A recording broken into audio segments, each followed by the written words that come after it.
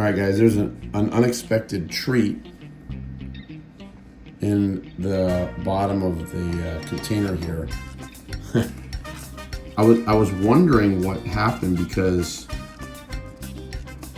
as I have the eggs in the bottom of this cup, I'm starting to see all these little frass pellets in the bottom of the cup, but the eggs hadn't hatched yet. So I was wondering, like, what the heck is making the frass? Sure enough, there was a butterfly caterpillar that was on the oak cutting that I brought in to put in the cup. This is Uranus, I believe it's Horace'S Duskywing, and they are the only duskywing that lives in my area. And this larva is probably either late third instar or early fourth. I'm not sure, but anyway, I think that's pretty cool. We got a little 2-for-1 action going on. I'm gonna finish out I'll put this guy in another cup and raise duskywing caterpillar as well as my little anisota caterpillars as well. Pretty cool.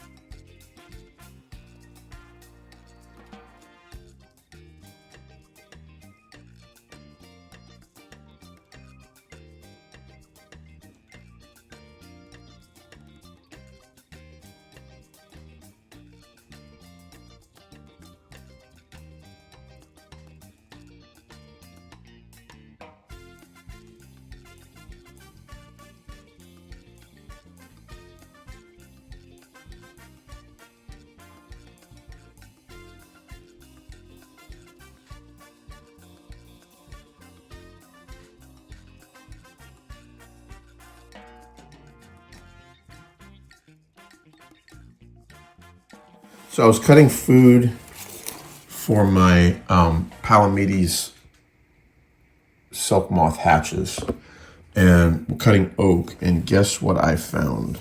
Right on some of the new growth of this oak tree,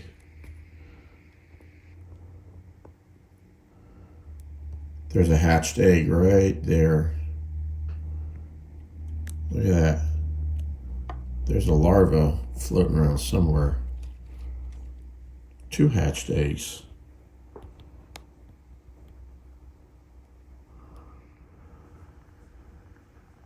That. That's pretty cool. Those hatched eggs are going to be from the skipper Uranus horatius. So we'll see if we can find caterpillars. There were several crab spiders on the stem, and so I don't know how long these little baby caterpillars can last on a stem that has multiple crab spiders on it. But I'm going to look for the little tents. They make the little housings, and we'll see if we can find a caterpillar. Okay, let's see where he's at. Is it a chrysalis yet? Nope. Still a larva. Looks like he's pre-pupal though. I like that. when they start to condense, makes pretty much a silk pad all around, like a little, almost like a little cocoon. It's very likely he's going to be making his chrysalis here in the next day or two. That's my guess. We'll see. But I cut him some fresh food anyway, and we'll put him right there. And if he decides to eat, he can eat, but I think he's going to make his chrysalis.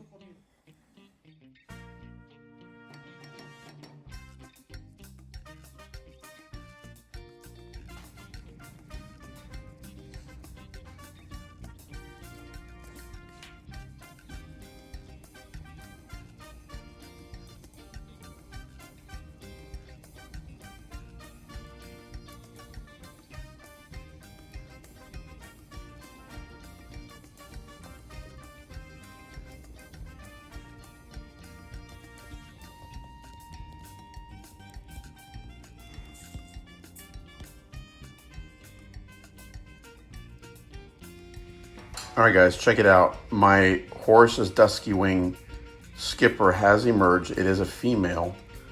And what I wanted to do, I want to show you guys the just some anatomy of a skipper butterfly. Horace'S Duskywing has these spots on the forewing here, these little cells on the forewings. And those cells and the way they're arranged are different than some of the other duskywings. So this species is Horace'S horatius, Horace'S Duskywing. And they are dimorphic. So the females have more of a mottled color with maybe even a lighter color. And they've got some of this like lavender sort of scaling on the forewings when they're fresh. They're actually kind of pretty. Males are more dark and lack that lavender scaling. And so this is actually quite a colorful specimen.